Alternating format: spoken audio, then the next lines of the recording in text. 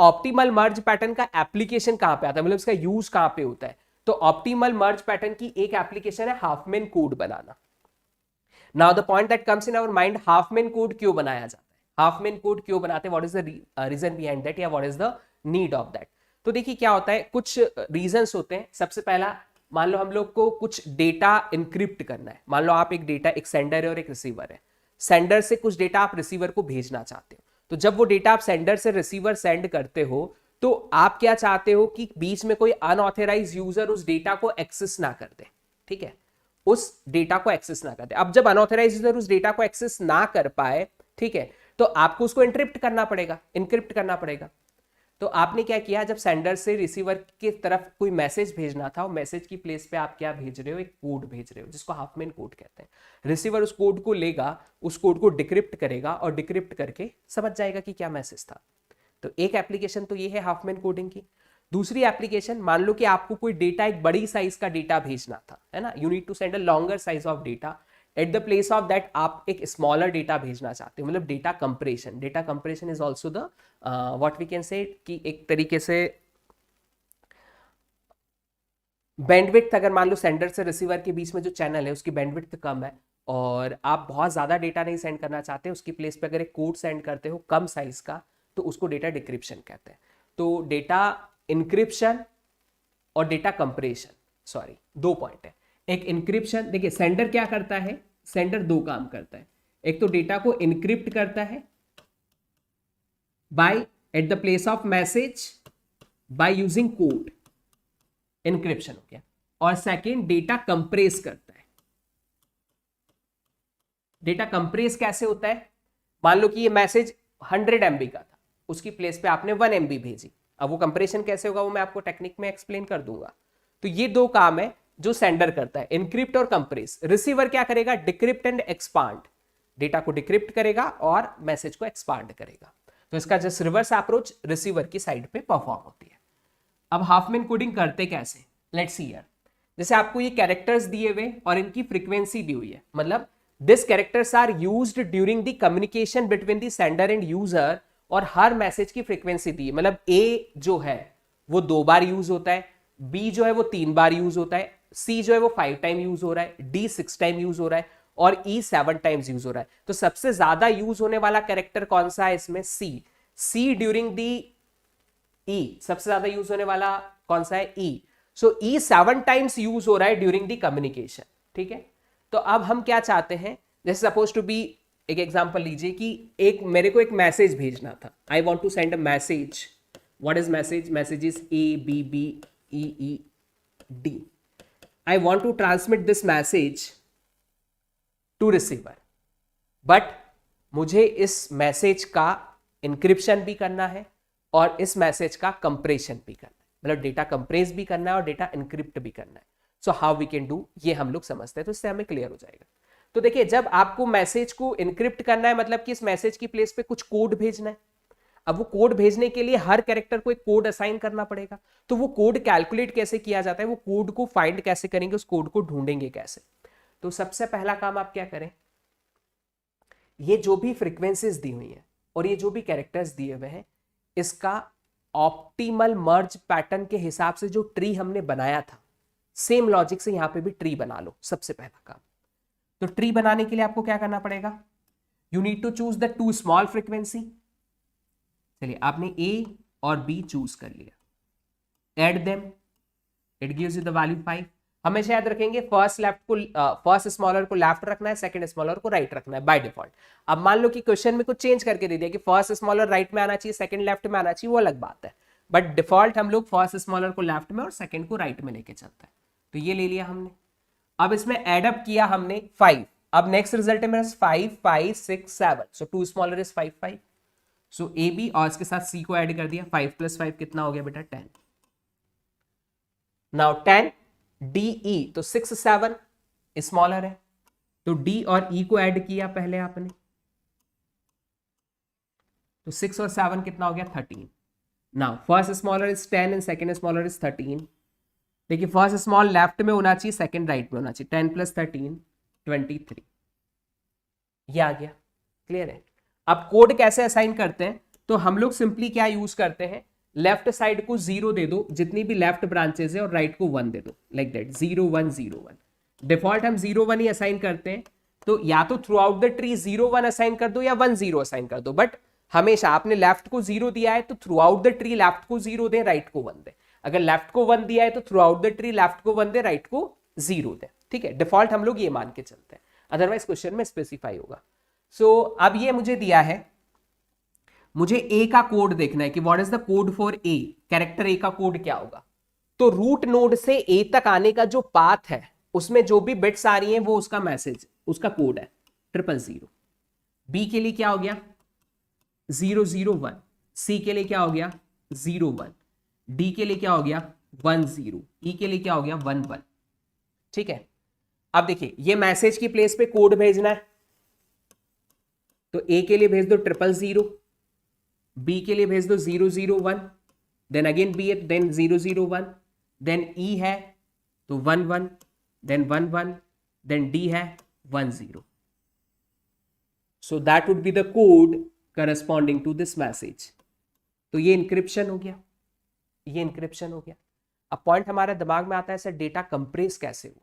देखिए अगर ये मैसेज भेजता है तो इसमें टोटल कितने कैरेक्टर है 1 2 3 4 5 6 कैरेक्टर्स है। इस मैसेज में 6 कैरेक्टर्स हैं। एक कैरेक्टर की साइज कितनी होती है 1 बाइट मिनिमम, हम लोग मान सकते हैं कि 1 बाइट होता है। 1 बाइट से ज्यादा भी हो सकता है, कंपाइलर डिपेंड करता है, बट मिनिमम 1 बाइट मान लेते हैं, 1 बाइट है। तो यह डिफॉल्ट आप 1 बाइट मान सकते हो अगर क्वेश्चन में कुछ नहीं दिया हुआ है तो 1 बाइट है। 1 बाइट मतलब कितनी बिट 8 बिट, तो 6 multiply by 8, you need to transmit 48 bits for this particular message. इस मैसेज की प्लेस पे अगर ये कोड भेजते हो तो कितनी बिट भेज रहे हो 1 2 3 4 5 6 7 8 9 10 11 12 13 14 15। सो ये कोड कितने बिट लॉन्ग है 15 बिट लॉन्ग है। तो at the place of 48 bit data you need to transmit only 15 bit data. तो डेटा कंप्रेस भी हो गया और डेटा इनक्रिप्ट भी हो गया। ठीक है, रिसीवर साइड रिवर्स ऑपरेशन कर लेंगे, इस कोड से मैसेज निकाल लेंगे और मैसेज से मतलब वो दोनों काम हो जाएंगे एक ही बार में। ठीक है, ये क्लियर है? Is it clear to all of you or not? This one is clear to all or not? Clear है किस तरीके से हमने किया इस ऑपरेशन को, कैसे हमने इसको परफॉर्म किया?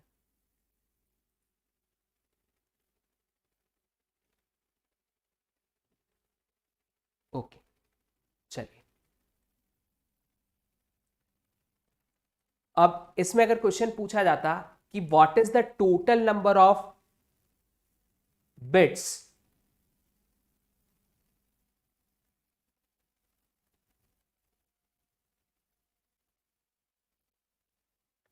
उसी प्रीवियस वाले में एक क्वेश्चन पूछा था what is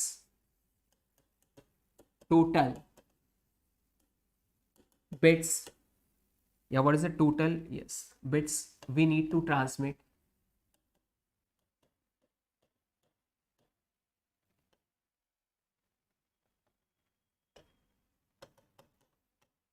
before half main coding. And second question, what is total bits we need to transmit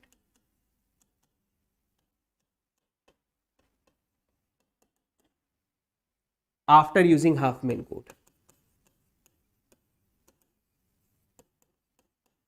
तो before using Huffman code कितनी बिट भेजनी पड़ेगी, after using Huffman code कितनी बिट्स हम लोग को सेंड करनी पड़ेगी। So let's C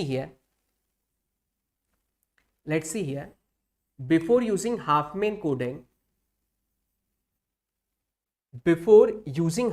coding, total bits कितनी भेजनी है। तो देखिए टोटल फ्रीक्वेंसी कितनी है, addition of this all frequency, can we say that जो रूट वैल्यू होगी 23, मतलब मुझे टोटल 23 कैरेक्टर्स भेजने हैं ड्यूरिंग दी होल कम्युनिकेशन। अब सिर्फ इस मैसेज की बात नहीं कर रहे, इस कैरेक्टर और फ्रीक्वेंसी की बात कर रहे हैं। So how much data I need to transmit, I need to transmit 23 characters, क्योंकि ए 2 बार जा रहा है, बी 3 बार जा रहा है, सी 5 बार जा रहा है, डी 6 टाइम्स जा रहा है, ई 7 टाइम्स जा रहा है। So 23 characters I need to send. So 23 characters I need to send and each character is 8 bit long. So that much total bits I need to transmit without Huffman coding. 184 bits मेरे को भेजना पड़ेगी. What is the total number of bits we need to transmit after the Huffman coding? चलिए तो देखिए आपके पास जो characters थे वो कौन से हैं? कैरेक्टर्स आपके पास हैं जो वो है A, B, C, D and E. ठीक है, इन कैरेक्टर्स की फ्रीक्वेंसी कितनी है? सो फ्रीक्वेंसी जो दी हुई है इसका कितना दिया था? 2, 3, 5, 6 एंड 7 ये दी हुई थी. जब इनका कोड फाइंड आउट किया था हमने, कोड क्या निकला था? ए के लिए 000 था, बी के लिए 001 था, सी के लिए 01, डी के लिए 10, 01, 10 एंड 11. ठीक है, ये कोड था. इस कोड की लेंथ कितनी है? कोड लेंथ कितनी है? तो ये 3 बिट लॉन्ग कोड है, ये भी 3 बिट का है, ये 2 बिट का है, ये 2 बिट का है और ये 2 बिट का है. So this code is 3 bit, 3 bit, 2 bit, 2 bit, 2 bit. Okay, तो ये 3 बिट का कोड कितनी बार भेजना पड़ रहा है? 2 टाइम्स. देखिए ये फाइंड आउट करना है ना आपको सिंपली लिखना है summation of frequency fi multiply by the code length. Suppose li, ये कोड लेंथ को मैं l ऑफ i से रिप्रेजेंट अगर करता हूं और फ्रीक्वेंसी को मैं f ऑफ i से रिप्रेजेंट करता हूं, तो इसका समेशन लेना है 2 इंटू 3. ए को 2 टाइम्स भेज रहे हो और उसकी साइज 3 बिट है, बी को 3 टाइम भेज रहे हो उसकी साइज भी 3 बिट है, सी को 5 टाइम भेज रहे हो उसकी साइज 2 बिट है, plus D 6 into 2 plus 7 into 2. So that would be the total bits that I need to send using Huffman code. इसका एडिशन कर लेंगे, कितना आ रहा है? Just take addition of this.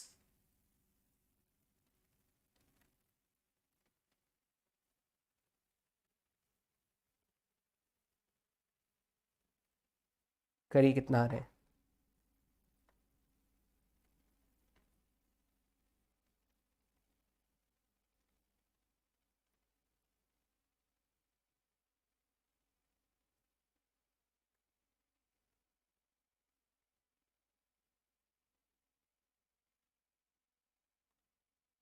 Six plus 9 plus 10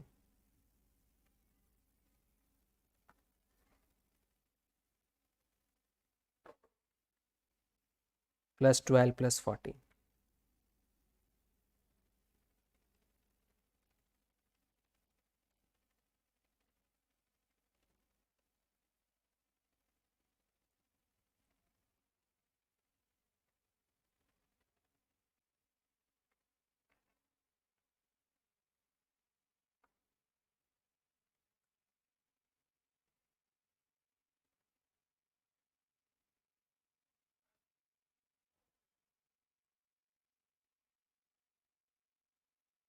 how much it is? It become 51.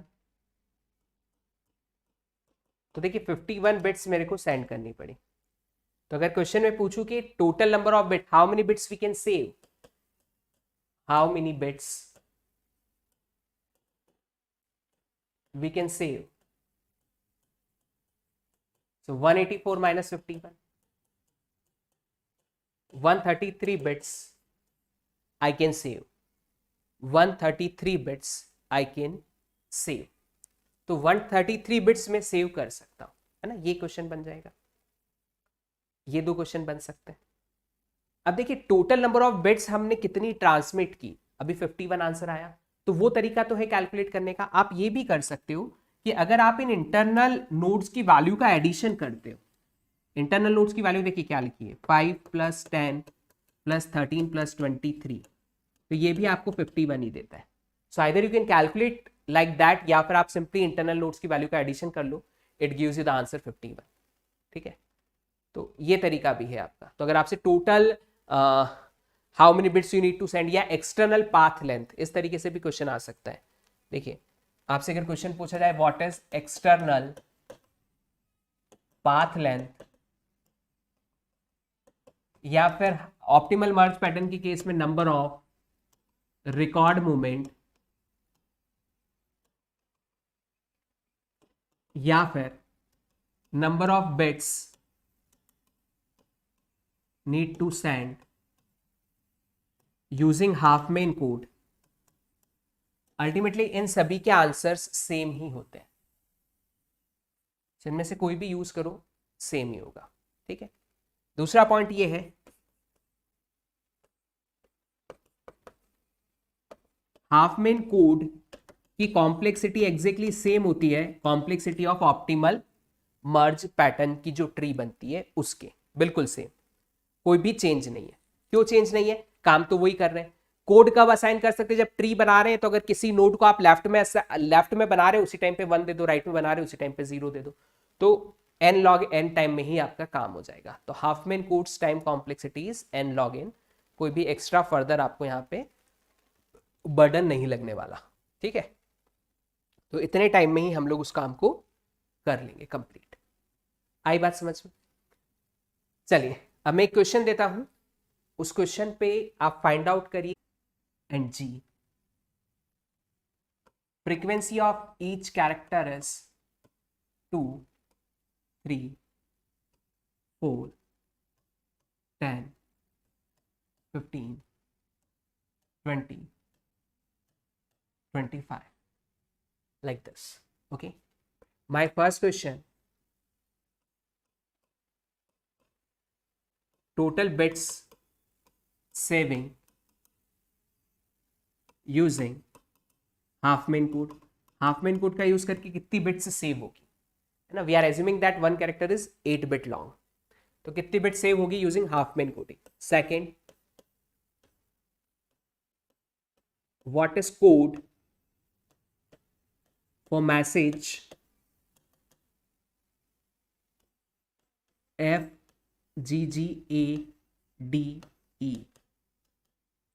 इस code का message क्या होगा। Third, what is message for code 01001011011111। Try to find answer for the following. 3 minute का टाइम है आप लोग के पास, try करिए और बताइए क्या होगा आंसर।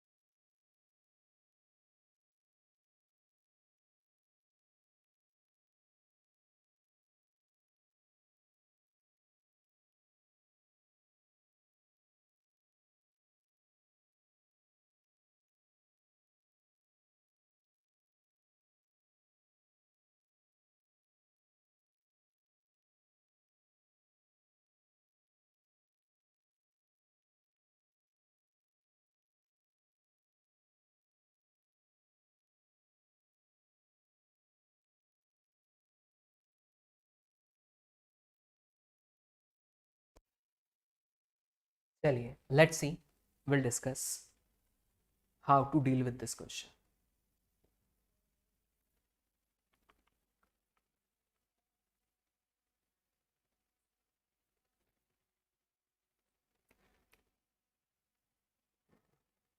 Just a minute.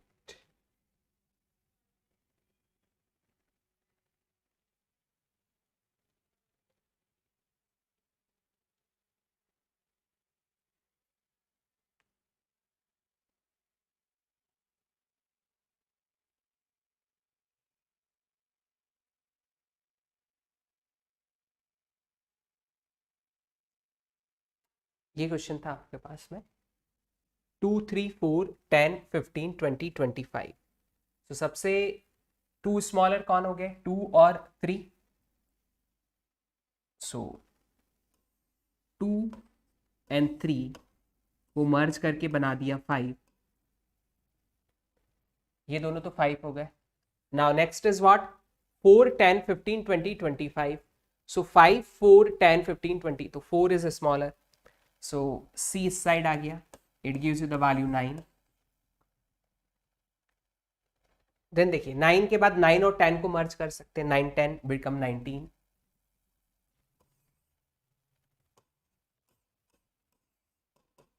फिर इस 19 वैल्यू के साथ में E जो है 15, 19, 20, 25. तो 15, 19 स्मॉलर है. E को यहां पे ले लेते हैं 15. So it become 4 to 34. Then 20, 25 is smaller. FG. It becomes 45 and then take addition of this two. It becomes 79. ठीक है. अब आपने क्या किया? 0, 1, 0, 1, 0, 1, 0, 1, 0, 1, 0, 1 दे दिया. ठीक है. अब पहला क्वेश्चन तो हमारा है कि how many bits we can save. तो देखिए विदाउट हाफ मेन कोड कितना लगेगा? 79 इंटू 8.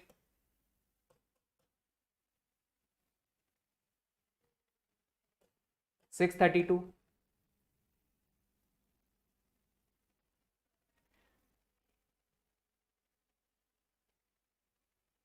632. ठीक है. Bits without Huffman code. Using Huffman code कितना लगने वाला है? So you need to take addition of this all internal value. 79 plus 45 plus 34 plus 19 plus 9 plus 5. Just take the addition of this values. तो कितना आएगा आपका?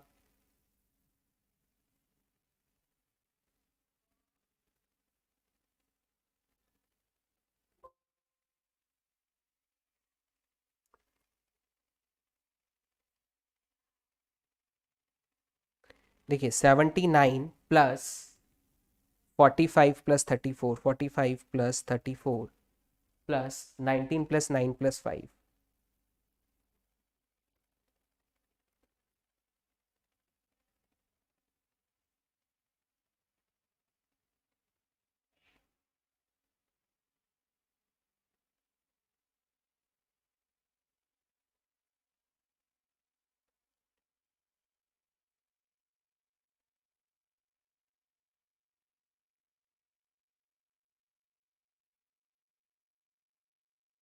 One 191 आ रहा है. सो 632 माइनस 191.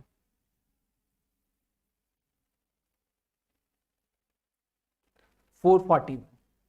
तो पहले क्वेश्चन का आंसर आ गया how many bits you can save. So 441 bits I can save. Second question था FGGADE. FGGADE का रिजल्ट क्या होगा? तो देखिए F कहाँ आ रहा है? ये 1 0. G के लिए क्या आ रहा है? 1 1.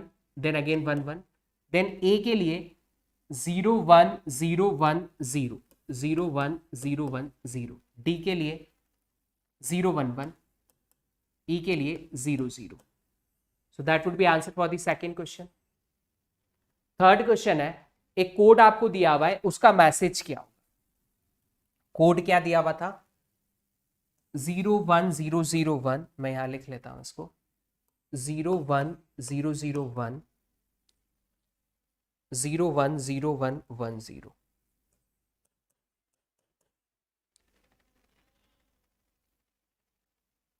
देन 1 1।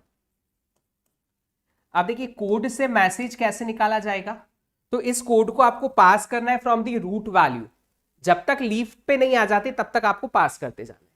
तो 0 1 0 0, जैसे ही 0 1 0 0 दिया आपको रिजल्ट मिल गया C, ठीक है। उसके बाद फिर क्या आया, आपने शुरू किया 1 से 1 0, फिर रिजल्ट मिल गया F। देखिए जैसे ही रिजल्ट मिल जाता है फिर से रूट से पास करनी value.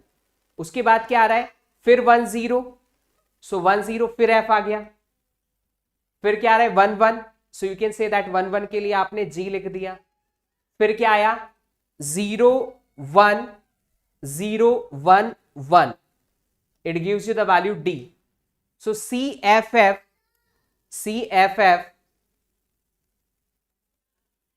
GD, CFF GD is your answer, CFF GD is your answer, ठीक है। तो that would be the way to find the answer. यहां पे एक चीज हमेशा याद रखिएगा कि जो भी आप यूज कर रहे हो, ठीक है, जो भी आप यूज कर रहे हो, लाइक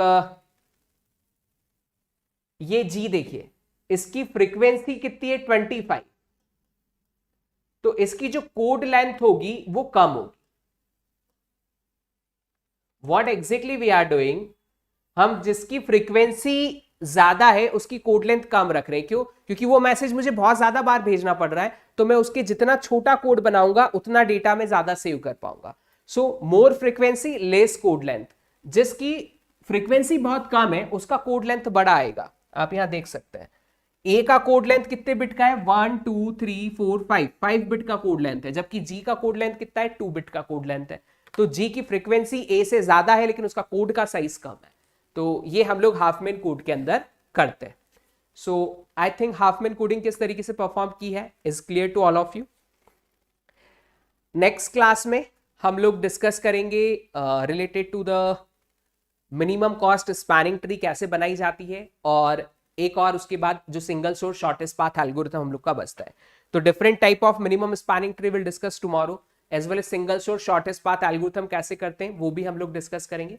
तो कल ये दोनों कंप्लीट हो जाएगा। मैं एक पीडीएफ अपलोड करूंगा, आज कर दूंगा या फिर कल करूंगा, है ना। उसमें एक प्रैक्टिस शीट रहेगी, एक पीवाईक्यू शीट रहेगी। उन दोनों शीट्स को आपको सॉल्व करना है ताकि हम जब पीवाईक्यू क्वेश्चंस करें तो आपको एक बार उसके क्लियरिटी हो जाए, ठीक है।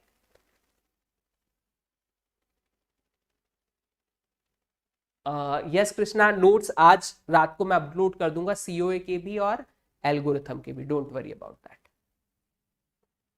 चलिए, या definitely I will upload by today, okay. चलिए, so all of you, bye bye, take care.